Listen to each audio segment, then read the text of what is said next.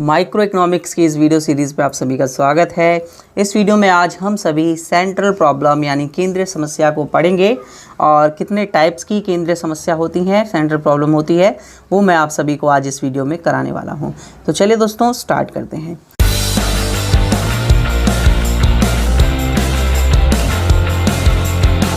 सबसे पहले अगर हम बात करें सेंट्रल प्रॉब्लम की, तो मैंने आप सभी को बताया था जो इकोनॉमिक प्रॉब्लम होती है उससे सेंट्रल प्रॉब्लम अराइज होती है, और जो इकोनॉमिक प्रॉब्लम है यानी आर्थिक समस्या है वो क्रिएट होती है किससे, बताया था मैंने पिछले लेक्चर में, याद करो कि जो चयन की समस्या होती है मतलब प्रॉब्लम ऑफ चॉइस होती है उससे क्रिएट होती है इकोनॉमिक प्रॉब्लम, और इकोनॉमिक प्रॉब्लम से क्रिएट होता है सेंट्रल प्रॉब्लम यानी केंद्रीय समस्या, है ना।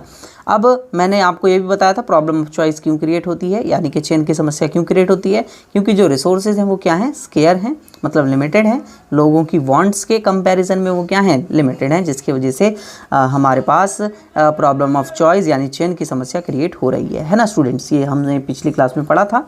अब हम सेंट्रल प्रॉब्लम के टाइप्स के बारे में आज इस क्लास में पढ़ने वाले हैं। तो ऐसी समस्या जो पूरी की पूरी वर्ल्ड वाइड नेशनली पाई जाती है उसको सेंट्रल प्रॉब्लम कहा जाता है, और सेंट्रल प्रॉब्लम में सबसे बड़ी समस्या जो हमारे पास आती है वो रिसोर्सेज को किस तरीके से एलोकेट किया जाए, मतलब जो संसाधन हमारे पास हैं उसको किस तरीके से आवंटन किया जाए। अब देखिए उसको कैसे समझाना है वो मैं एग्जाम्पल्स के थ्रू आपको और डायग्राम के थ्रू बहुत अच्छे से चीज़ों को समझाऊंगा। तो सबसे पहले देखिए, सबसे पहले आपके पास आता है कि टाइप्स ऑफ हम सेंट्रल प्रॉब्लम देख रहे हैं। तो पहले टाइप की सेंट्रल प्रॉब्लम है व्हाट टू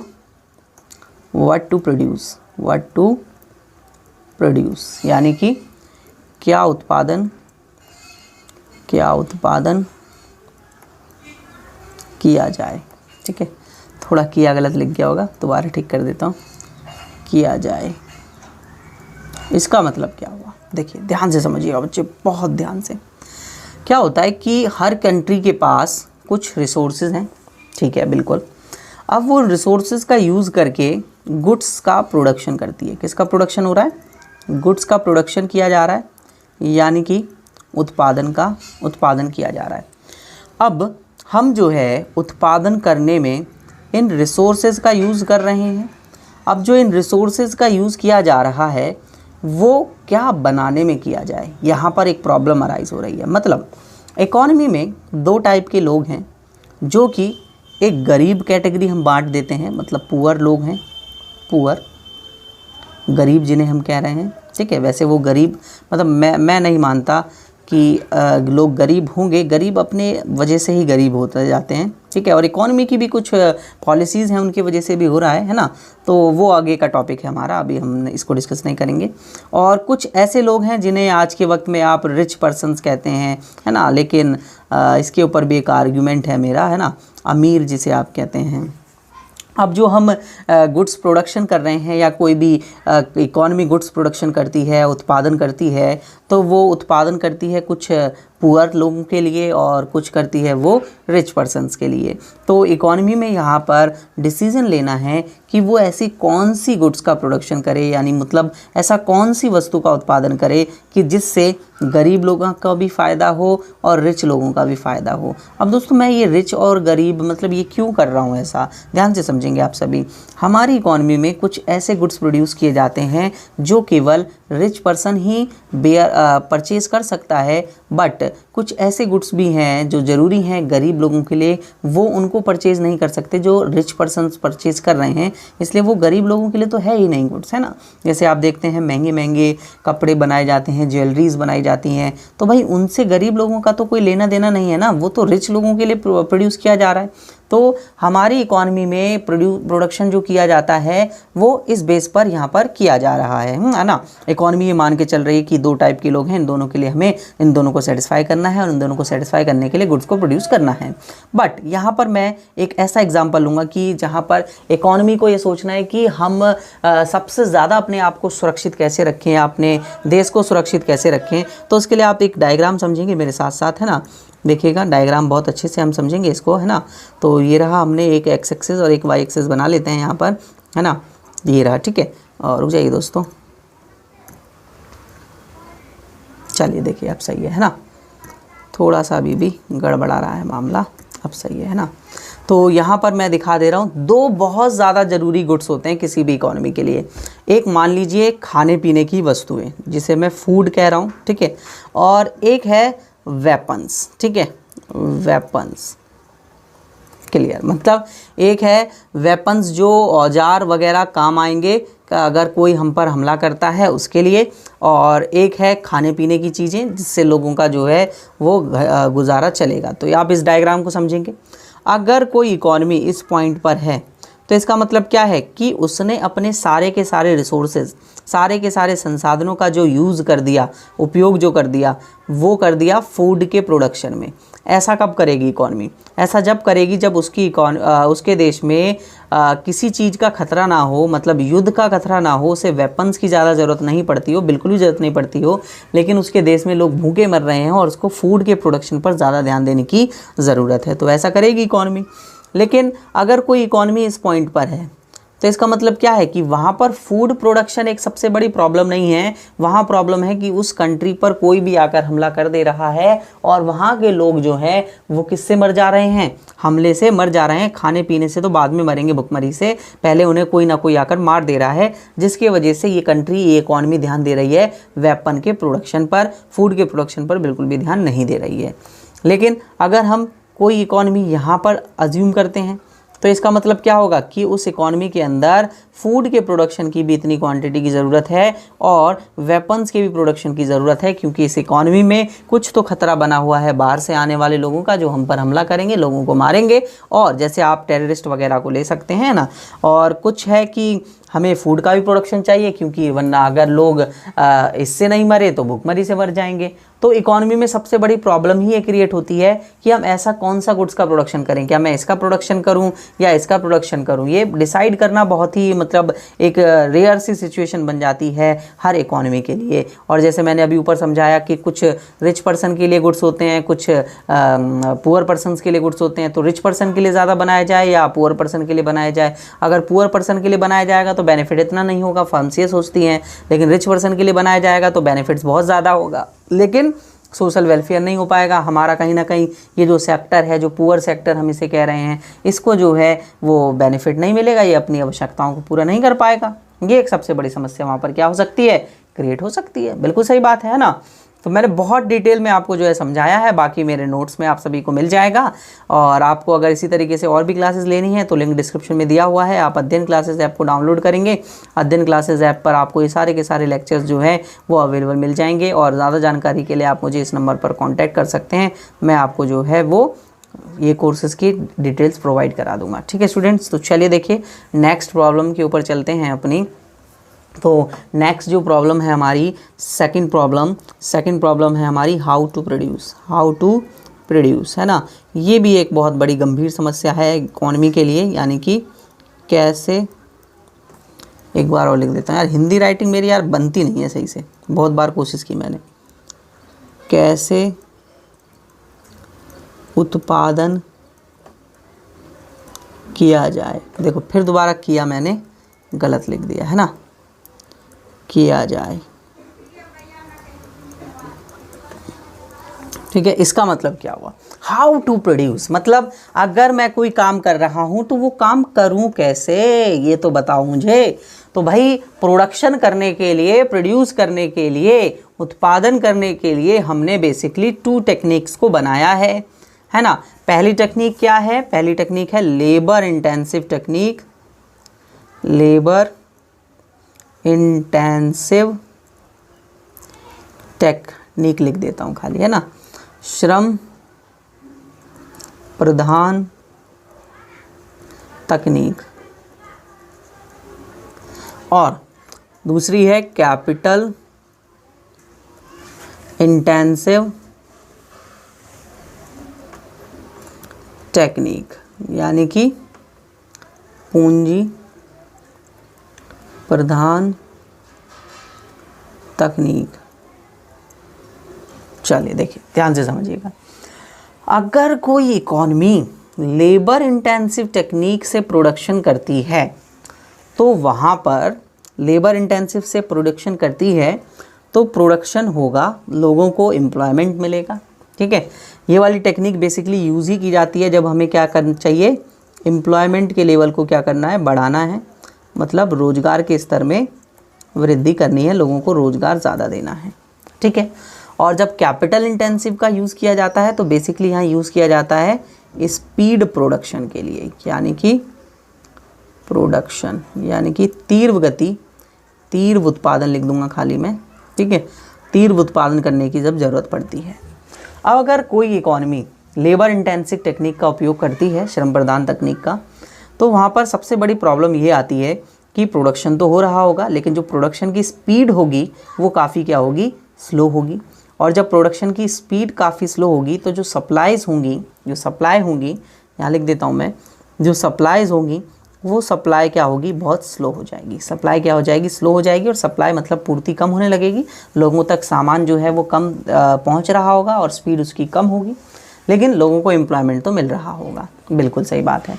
अगर कोई इकॉनमी कैपिटल इंटेंसिव टेक्निक का यूज़ करती है, पूंजी प्रधान तकनीक का, प्रोडक्शन काफ़ी स्पीड में होगा, मतलब मशीन से, यहाँ पर बेसिकली हम मशीन्स का यूज़ करते हैं, लेबर में हम लेबरों का यूज़ ज़्यादा करते हैं, और कैपिटल इंटेंसिव में पैसों का, मशीन्स का, इनका ज़्यादा उपयोग किया जाता है। तो अगर हम मशीन से प्रोडक्शन करवा रहे हैं तो प्रोडक्शन स्पीड से होगा, बिल्कुल सही बात है।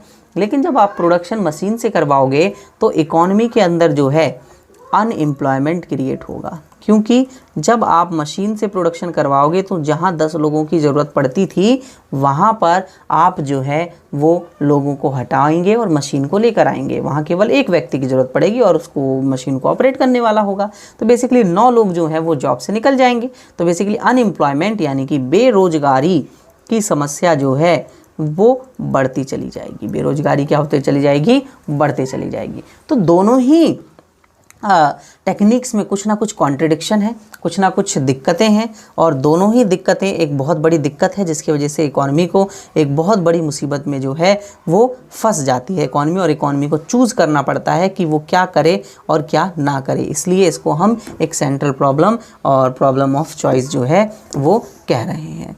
ठीक है स्टूडेंट्स, अब देखिए आगे देखिएगा आप सभी, है ना। तो अब मैं इसको एक डायग्राम के थ्रू आप सभी को समझाऊंगा नेक्स्ट पेज पे। तो आप सभी एक डायग्राम देखें ध्यान से स्टूडेंट्स। यहाँ पर मैं जो है वो लेबर इंटेंसिव टेक्निक ले रहा हूँ और यहाँ पर मैं कैपिटल इंटेंसिव टेक्निक ले रहा हूँ। अब मैंने एक ग्राफ बनाऊँगा इस पर, ठीक है, ये रहा मेरा एक डायग्राम। अब अगर कोई इकॉनमी यहाँ पर है और वो इस तरीके से प्रोडक्शन करती है इस पॉइंट पे रहकर, तो इसका मतलब है कि वो इकॉनमी जो है लेबर इंटेंसिव टेक्निक का उपयोग करके ज़्यादा प्रोडक्शन कर रही है। इसका मतलब है कि उस इकॉनमी के अंदर सबसे बड़ी जो प्रॉब्लम है वो प्रॉब्लम है अनएम्प्लॉयमेंट की। वहाँ लोगों को रोज़गार देना, एम्प्लॉयमेंट देना बहुत ज़्यादा ज़रूरी है, इसलिए इकॉनमी जो है लेबर इंटेंसिव टेक्निक का यूज़ कर रही है। बट अगर इकॉनमी इस पॉइंट पर है तो इसका मतलब क्या है, इकॉनमी के पास बहुत पैसा है, इकॉनमी में जो है वो कैपिटल्स बहुत ज़्यादा हैं और मशीन्स की कमी नहीं है, और मतलब अनएम्प्लॉयमेंट जैसी समस्या वहाँ पर क्रिएट नहीं है ज़्यादा। इस वजह से वो, और प्रोडक्शन उसको स्पीड में चाहिए तभी लेगी, है ना, तो वो यहाँ पर इस पॉइंट पर प्रोडक्शन कर रही है। बट बहुत सारी ऐसी इकॉनमीज़ हैं जहाँ पर अनएम्प्लॉयमेंट भी एक सबसे बड़ी समस्या है और वहाँ पर प्रोडक्शन की स्पीड भी बहुत ज़्यादा चाहिए। जैसे इंडिया में पॉपुलेशन बहुत ज़्यादा है, इसका मतलब है प्रोडक्शन की स्पीड बहुत ज़्यादा तेज़ चाहिए, मतलब तभी सप्लाईज हो पाएंगी, वरना नहीं हो पाएंगी। सभी लोगों तक नहीं पहुँच पाएगा प्रोडक्शन। इसलिए इकॉनमी में जो है इस पॉइंट पे प्रोडक्शन किया जाएगा जहाँ पर लेबर इंटेंसिव टेक्निक का यूज़ करना बहुत ज़्यादा ज़रूरी है। क्यों है, क्योंकि यहाँ बहुत सारे ऐसे लोग हैं जो कुछ काम करेंगे जभी अर्निंग करेंगे, जभी कुछ खा पाएंगे। इसलिए लेबर का भी आपको यूज़ करना है और प्रोडक्शन को तेज़ करने के लिए आप जो है वो यहाँ पर कैपिटल का भी यूज़ करेंगे। तो इस तरीके से प्रॉब्लम्स के सॉल्यूशंस निकाले जाते हैं और इस तरीके की प्रॉब्लम्स जो है वो अराइज होती हैं। नेक्स्ट थर्ड प्रॉब्लम जो है वो आपके पास क्या है, देखिए मैंने डायग्राम के थ्रू क्यों बता रहा हूँ, क्योंकि आपको जो पेपर में जब आप ऐसे एक्सप्लेन करेंगे तो आप जो है डायग्राम के थ्रू जब अच्छे से एक्सप्लेन करेंगे तो आपको जो है वो बहुत अच्छे मार्क्स मिलने के चांसेस हैं। नेक्स्ट है फॉर whom टू प्रोड्यूस, है ना। लास्ट हमारे पास प्रॉब्लम जो थर्ड प्रॉब्लम अराइज हो रही है, whom टू प्रोड्यूस, उत्पादन किसके लिए किया जाए, किसके लिए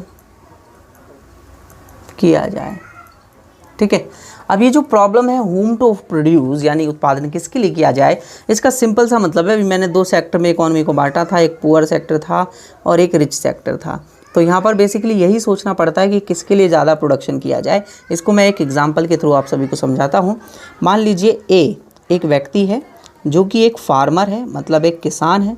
उसके पास अपनी खुद की ज़मीन जो है नहीं है, इसलिए वो क्या करता है, एक ज़मींदार के पास, लैंडलॉर्ड के पास जाता है। ठीक है, मैं लैंडलॉर्ड कह रहा हूँ, ज़मींदार उसे। तो वहाँ से जो है रेंट पर ज़मीन ले लेता है खेती करने के लिए, किराए पर। क्लियर है? चलिए आगे देखते हैं। अब उसके पास पैसा नहीं है तो वो क्या करता है, बैंक जाता है और बैंक से जो है लोन ले लेता है। ठीक है, सम अमाउंट जितना उसको रिक्वायरमेंट है। अब उसके पास पैसा आ गया तो वो बाज़ार जाएगा, मार्केट जाएगा, वहाँ से सारा सामान खरीद के लिए आएगा, बीज वगैरह, खाद वगैरह जो भी उसे चाहिए।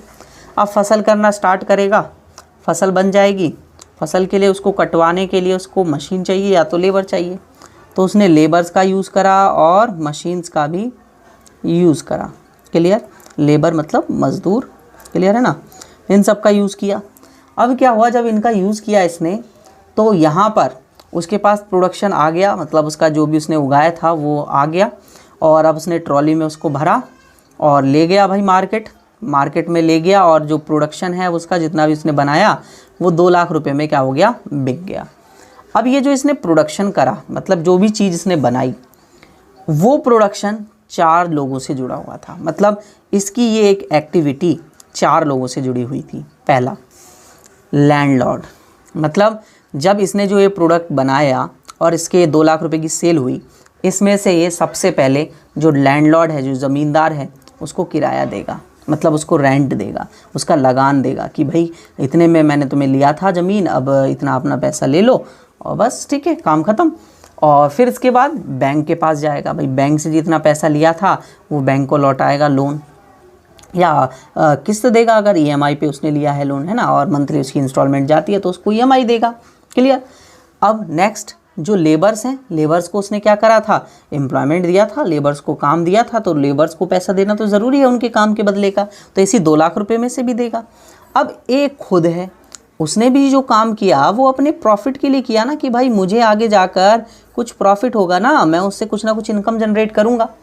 तो इसका मतलब क्या है कि एक फार्मर ने एक ऐसी एक एक्टिविटी करी जो कि पूरे के पूरे लोगों, जो भी इकोनॉमी के अंदर हैं, उनसे संबंधित थी, उन लोगों के लिए ज़रूरी थी। तो इसका मतलब क्या है, इसका सिंपल सा मतलब मैं ये कह सकता हूँ कि मान लीजिए एक ही व्यक्ति है जो हमारे देश में काम कर रहा है और उसने हमारे देश के अंदर पूरी राष्ट्रीय आय, जो नेशनल इनकम है, वो 2 लाख रुपए निकल के आई और इसको इसने क्या करा, डिस्ट्रीब्यूट करा अमॉन्ग दीज पीपल्स, मतलब इन सभी लोगों के लिए इसने प्रोडक्शन करा और इन सभी को इसमें बांटा। तो इसने कुछ रिच पर्सन्स के लिए प्रोडक्शन करा और कुछ पुअर पर्सन के लिए प्रोडक्शन किया। रिच पर्सन लैंडलॉर्ड और आप बैंक ले लीजिए, और लेबर और एक खुद एक फार्मर जो है उसको पुअर मान लीजिए, इसने प्रोडक्शन करा अपने लिए भी और दूसरों के लिए भी। तो होम टू प्रोड्यूस की प्रॉब्लम ये बताती है कि किसके लिए उत्पादन किया जाए, किसके लिए ज़्यादा उत्पादन करना ज़रूरी है और कैसी वस्तु का उत्पादन किया जाए जिससे मुझे भी बेनिफिट मिले और दूसरों को भी बेनिफिट मिले।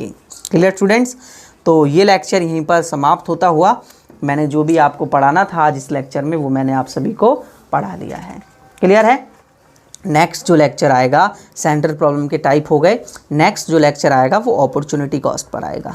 ठीक है, अपॉर्चुनिटी कॉस्ट बहुत अच्छा टॉपिक है। ठीक है, और अपॉर्चुनिटी कॉस्ट के साथ प्रोडक्शन फंक्शन भी आएगा फिर तो, प्रोडक्शन पॉसिबिलिटी फंक्शन, है ना, यानी कि अवसर लागत हिंदी में कहते हैं ना हम। चलिए, तो ये अपने आप में ही एक बहुत बड़ा कॉन्सेप्ट है ना। आप सभी इसको 12th में बहुत छोटा सा कॉन्सेप्ट पढ़ के आए होंगे, लेकिन ये अपने आप में बहुत बड़ा कॉन्सेप्ट है। चलिए नेक्स्ट लेक्चर में मिलते हैं।